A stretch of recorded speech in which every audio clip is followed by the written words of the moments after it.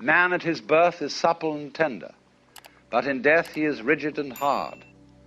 Thus suppleness and tenderness are the marks of life, and rigidity and hardness the marks of death. Tao is always gentle, you see, always yielding. It is feminine, in a way. Lao Tzu says, although you may be a male, always have a certain feminine quality, and thus you will become a universal channel. That has particularly to be learned by men in the United States, who tend to overcompensate masculinity, to be ashamed of gentleness, and to emphasize a kind of attitude to life, which usually indicates a fear of incipient homosexuality.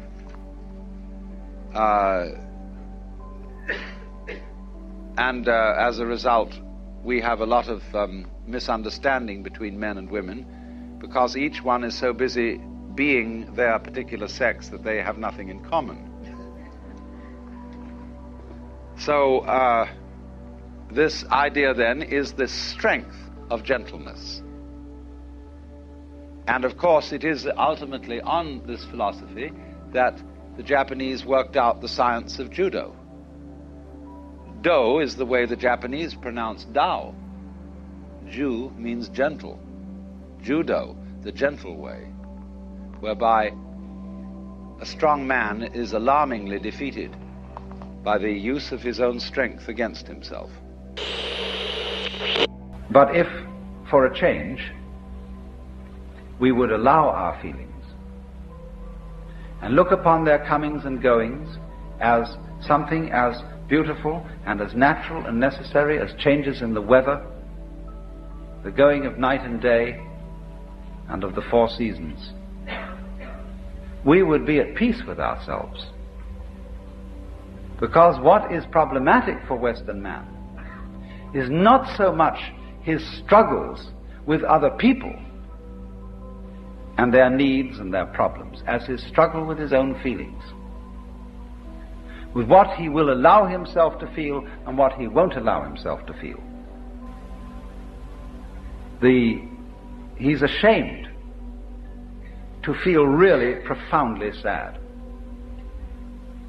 so much so that he could cry. It is not manly to cry. He is ashamed to loathe somebody, because you are not supposed to hate people.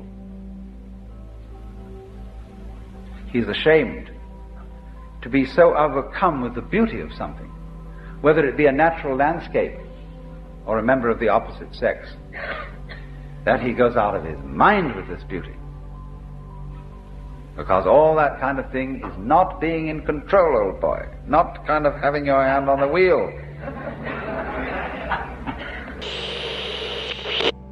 And then, if you've read an article in Look this week by Marshall McLuhan and George Leonard on sex, the future of sex, fantastic, brings up some information that what they call the narrow gauge specialized male, that is the sort of guy who gets out there and sells, you know, and he mustn't have any feelings, because that would be unmanly to have any feelings, except he can have a kind of a gruff, you know.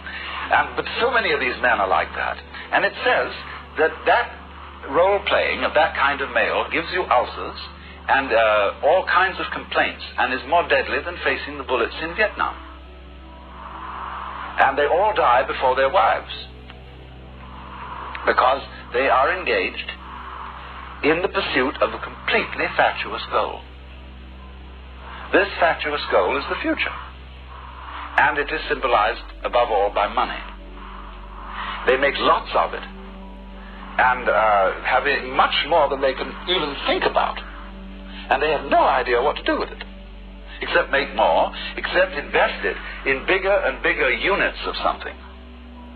And while they are harassed about that, and they're wondering about the antitrust boys, the Internal Revenue, their competitors, and all these ghouls who are involved in the game, they lie awake nights. They can't go home and throw the whole thing off.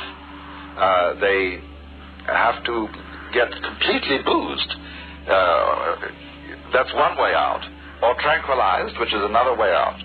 Or something or other, in order to take it. And they call themselves realists. You see, they're utterly unrelated to the physical universe. This is partly, of course, because of the education they've received. You see, if you go to an ordinary school, such as we've had since the early 19th century, you discover that your education is purely cerebral. You are prepared to be an executive, a bureaucrat, some kind of clerk. And so we get a culture based on the idea of the war between man and nature. And we talk about the conquest of space, the conquest of Everest. And the great symbols of our culture are the rocket and the bulldozer. The rocket, you know, compensation for the sexually inadequate male.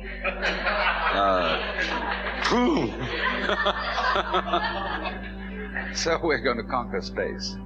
You know, we're in space already, way out. If anybody cared to be sensitive and let what's outside space come to you, you can, if your eyes are clear enough. Aided by telescopes, aided by radio astronomy, aided by all the kind of sensitive instruments we can devise. We're as far out in space as we're ever going to get.